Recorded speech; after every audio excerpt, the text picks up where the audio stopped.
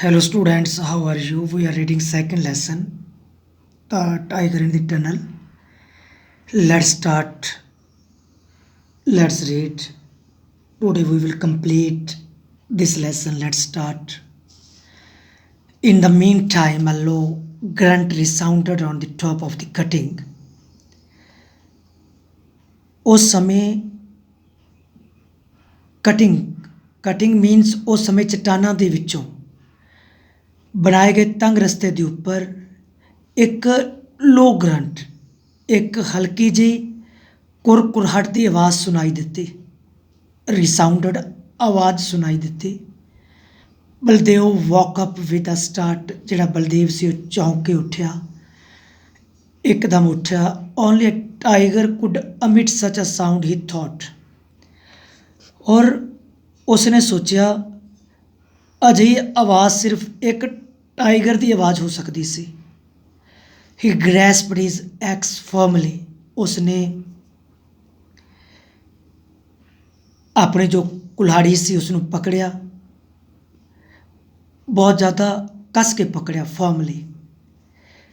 He try to make out from which direction the animal was coming. ਔਰ ਉਸਨੇ ਕੋਸ਼ਿਸ਼ ਕੀਤੀ ਮੇਕ ਆਊਟ ਕਰਨ ਦੀ, ਪਤਾ ਲਗਾਉਣ ਦੀ, ਵਿਚ direction the animal was coming, ਕਿ ਕਿਹੜੀ ਦਿਸ਼ਾ ਤੋਂ ਉਹ ਜਿਹੜਾ ਐਨੀਮਲ ਸੀ ਉਹ ਆ ਰਿਹਾ ਸੀ। Just then he heard a thump and then the rattle of stones. ਫਿਰ ਉਸਨੇ ਸੁਣੀ, ਕਿਸ ਦੀ ਆਵਾਜ਼ ਸੁਣੀ? ਪੱਥਰਾਂ ਦੇ ਥੰਪ ਮਾਨੇ ਡਿੱਗਣ ਦੀ ਆਵਾਜ਼, ਔਰ ਪੱਥਰਾਂ ਦੀ ਰੈਟਲ, ਖੜਖੜ ਦੀ ਆਵਾਜ਼ ਸੁਣੀ।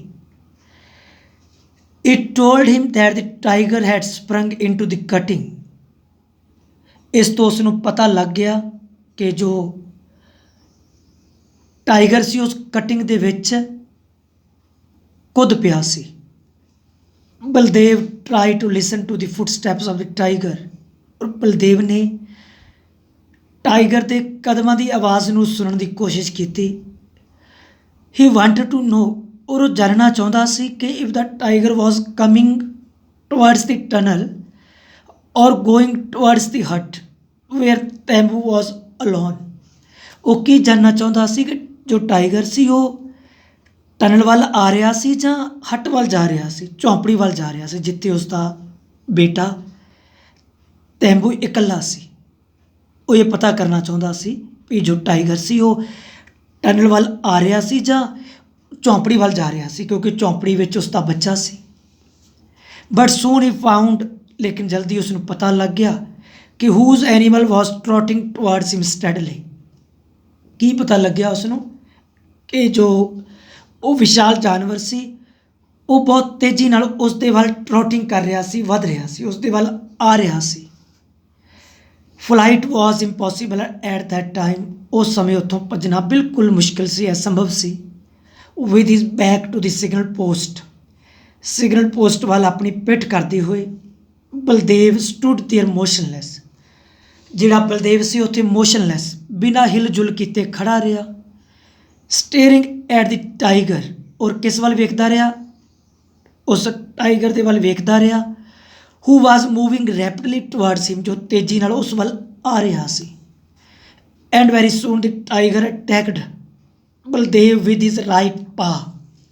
ਔਰ ਬੜੀ ਜਲਦੀ ਹੀ ਟਾਈਗਰ ਨੇ ਹਮਲਾ ਕੀਤਾ ਆਪਣੇ ਸੱਜੇ ਪੰਜੇ ਨਾਲ। ਕਿਸ ਦੇ ਉੱਪਰ ਹਮਲਾ ਕੀਤਾ? ਬਲਦੇਵ ਦੇ ਉੱਪਰ।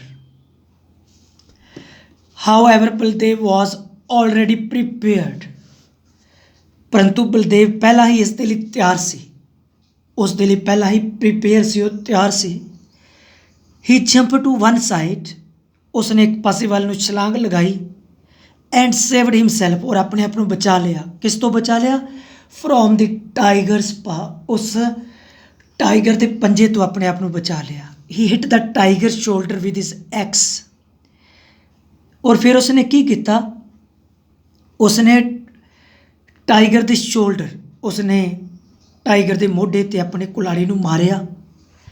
ਦਾ ਟਾਈਗਰ ਰੋਡ ਲਾਊਡਲੀ, ਔਰ ਜਿਹੜਾ ਟਾਈਗਰ ਸੀ ਉਹ ਜ਼ੋਰ ਨਾਲ, ਉੱਚੀ ਆਵਾਜ਼ ਨਾਲ ਦਹਾੜਿਆ।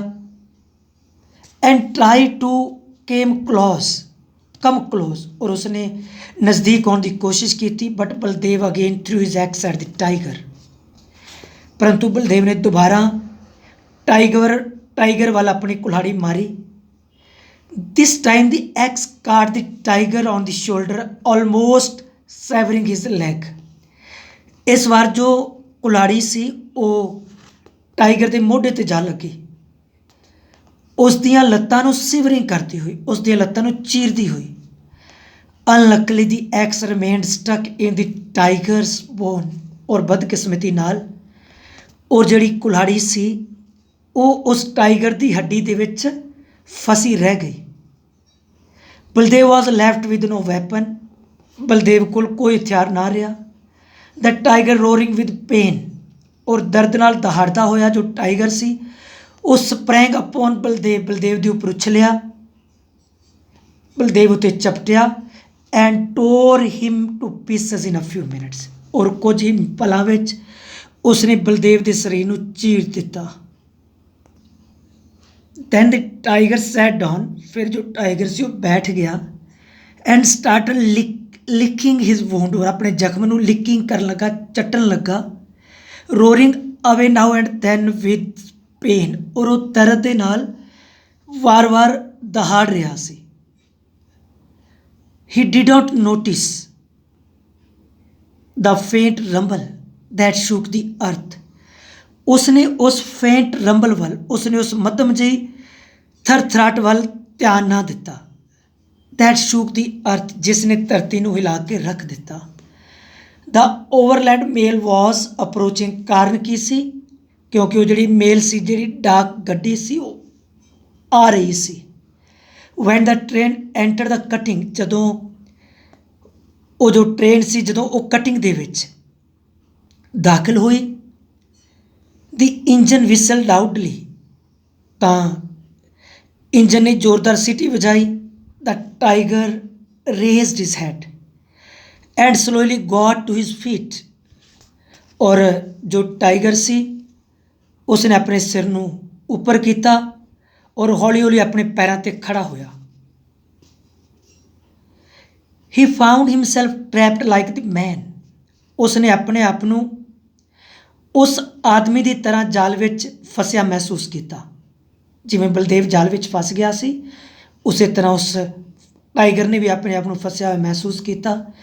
At that time flight along the cutting was impossible. और उस समय उतों कटिंग के विचों भजना बिल्कुल असंभव सी। So the tiger enter the tunnel. इसलिए टाइगर टनल के विच दाखिल होया and started running as fast as his wounded leg could carry him. इसलिए जिहड़ा वो टाइगर सी उस सुरंग दे विच दाखिल होया और running as fast as his wounded leg could carry him. और जिन्नी तेजी नाल उस दियां जख्मी लत्तां उसनूं चुक के भज सकदियां सन, उन्नी तेजी नाल वो भज्जिया। Soon the train also enter the tunnel. और जल्दी ही जो ट्रेन सी वो टनल दे विच दाखिल हुई। The noise in that confined space. उस बंद जगह ते आने वाला जिहड़ा शोर सी वो वाज डेफनिंग, कन्नां नूं बहरा कर देने वाला सी। But when the train came out in the open.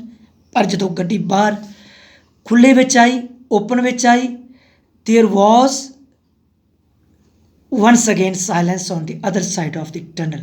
तो सुरंग के दूसरे पासे दोबारा जो उत्थे शांति सी वो स्प्रैड हो गई, फैल गई।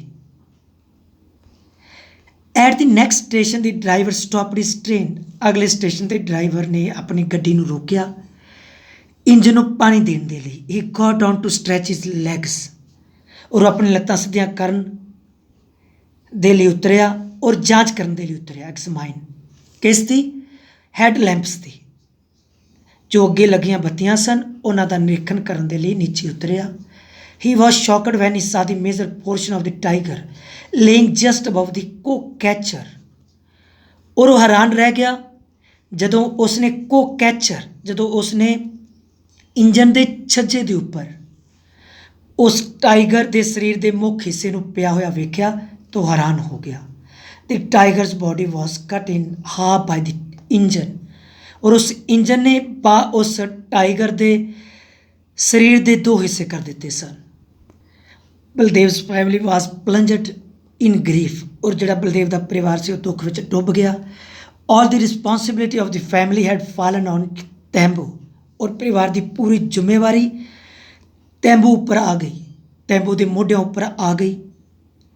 ਨਾਓ he had to earn living for his family, ਆਪਣੇ ਪਰਿਵਾਰ ਦੇ ਲਈ ਰੋਜੀ ਰੋਟੀ ਕਮਾਉਣ ਦਾ ਕੰਮ ਹੁਣ ਉਸਨੇ ਕਰਨਾ ਸੀ। He had to earn living for his family, ਉਸਨੇ ਆਪਣੇ ਪਰਿਵਾਰ ਦੇ ਲਈ ਰੋਜੀ ਰੋਟੀ ਕਮਾਉਣ ਦਾ ਕੰਮ ਕਰਨਾ ਸੀ। So Tembu started working in his father's place, ਇਸ ਲਈ ਤੈਂਬੂ ਨੇ ਆਪਣੇ ਪਿਤਾ ਦੀ ਥਾਂ 'ਤੇ ਕੰਮ ਕਰਨਾ ਸ਼ੁਰੂ ਕੀਤਾ।